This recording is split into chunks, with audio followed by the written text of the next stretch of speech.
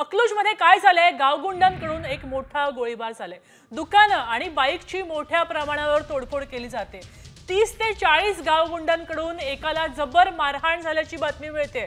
अकलूजच्या कोंडबावाडीतील हा धक्कादायक प्रकार समोर येतोय।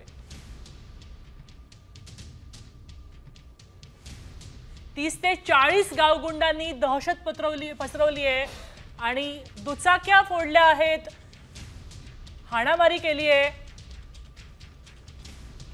सगळ्यात मोठा गोळीबार झालेला आहे ही बातमी येते अकलूज मधून। कोंडबावडी मधली ही घटना आहे। 30 ते 40 गावगुंडांनी दहशत पसरवली आहे। आपले प्रतिनिधी भारत नागणे घटनास्थळावरून परिस्थितीचा आढावा घेत आहेत। भारत, नेमकं काय झालंय? काय दहशत पसरवली आहे गावगुंडांनी?